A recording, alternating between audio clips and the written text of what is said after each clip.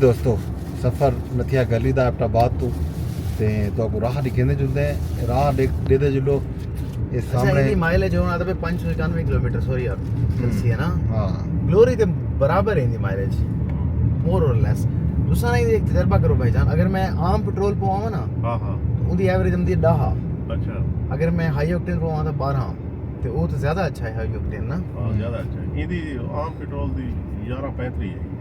ਜਿਹੜੀ ਤੈਰੋ ਬਕੌਲ लेकिन कन्फर्म कहना किलोमीटर मोटरवे ते ये पहाड़ जड़ा है कट्टी पैन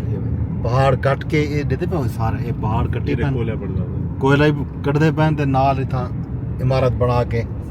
किराए ते चाट दी वैसी पहाड़े को असा ओ कप्पी चाती पट्टी आने दरख्त मर गए सारे इथा सारे दरख्त होंदे न कदई आवा तो हुन दरख्तें दी चाहत है सिपा साहब आ जांदा ही लगा बैंड आप। हाँ बाबा साहब है क्या ये जनाब गलियात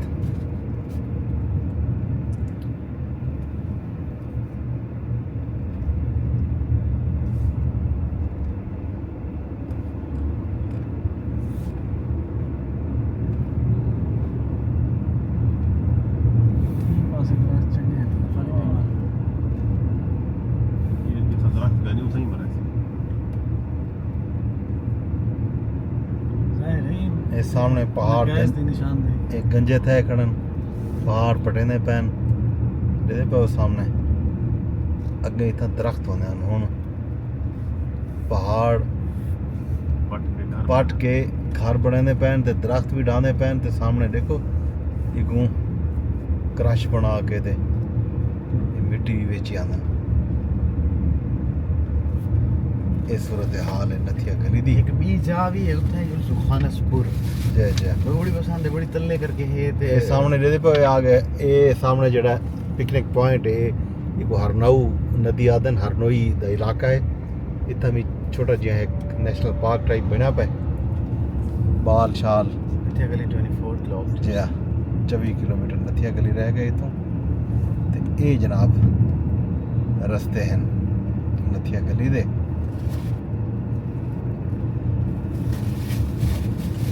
मेरे ख्याल है खैबर पख्तूनख्वा हुकूमत की तवज्जो बिल्कुल कोई नहीं जंगलात दी बका वास्ते कोई काम करे सोचे जंगल जड़ा है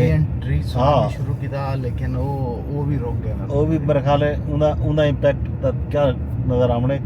जड़ा पहला दरख्त था को नज़र आंदा खान साहब दे आने कने पहले हुन वो दरख्त भी नहीं पहले करते बेसिकली ना ये हुन पॉलिटिकल गाली रिकॉर्ड था ही रिकॉर्ड थी नहीं पे पॉलिटिकल गाल तो सब बेशक ना करो ऐसा कर दें तो अगर गंडापुर दी बजाय Atif Khan is a very professional person जरा वो झगड़ा है ना chief minister should be a visionary person chief minister should not be an emotional person record ना करो ये सब रिकॉर्ड थी ना पे सारा खान को सराय की जो पसंद है हाँ ए है FW 1995 21 फरवरी 1997 FW इतना रोड बनाया हा 1995 दे विच 21 फरवरी 1997 को मुकम्मल थिया उसी ई गालों के सामने ये बोर्ड लगा पे ये है जनाब अली इतना ई पहाड़ी ते कुछ दरख्त नजर दे पैन वजह ही दीजा उसी के इतना हाथ ना पौंदा उसी वरना ता इतो दा इंस्पेक्टर सख्त उसी सा या इंस्पेक्टर सख्त उसी गार्ड इज द फॉरेस्ट इंसान राहत हर जा तो कौन के पास इतना गैरत आने कई पहाड़ी थी ये जनाब तारखा ये हरनऊ नदी दे विच हुण बिल्कुल पानी ना होवन जो गया वरना इतना पानी वगदा हा बेतहाशा पानी होंदा हुण तो कोई पानी कह नहीं खुश थी गया बिल्कुल ही जिवें नाली पे वांदी होवे वरना इतना बड़ा रश होंदा लोग इतना रुकदे हैं धांदे हैं हुण तां इवें साइड ते किवें लगदा पे जिवें कोई जोहड़ या इवें टोया दे विच सोमे वाला पानी थी खड़े शमसुर रहमान मक्की का टच ए जनाब अट्टे छट्टे लाते हैं तो साओ तो अट्टे किनो फुल ले रहा था नहीं मखाने पे या फुल मखाने लाची दाने ये जनाब ठीक है सर जी नंबर दे देते हैं ये जनाब